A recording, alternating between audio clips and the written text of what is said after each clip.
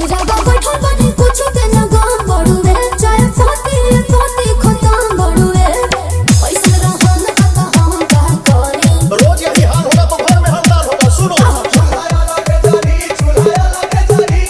हमारा से लड़ा मुझे भारी भारी चूल्हा लगे जारी रोजे रोजे छाड़ा भूत प्यार के करी चूल्हा लगे जारी। अच्छा अरे अच्छा अरे अच्छा अरे नारा लगाओ नारा। अरे डीजे विक्की साउंड उगना धाम भवानीपुर अब गाना गाओ गाना गाओ। तीनों टाइम खाना खोजे ना बैठल अब के तोहार हम छोड़ाई देब बैठल तो सुनिए श्रीमती जी मैं भी कम नहीं हूँ जब भी घर में विवाद से लड़ाई होगा शादी काल हो जल्दी ताड़ा ताड़ी इतना चल रे गंडगोल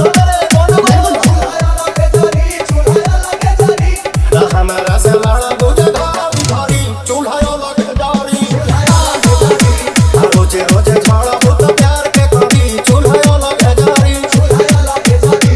डीजे विक्की साउंड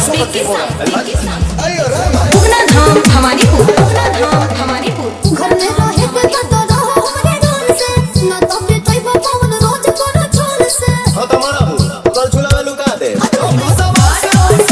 गुलामी करी है खबर से मैं कहां जानी बड़ी मैं नहीं बोलता हूँ लेकिन मुझे भी गुस्सा आता है। मुझे पता ही नहीं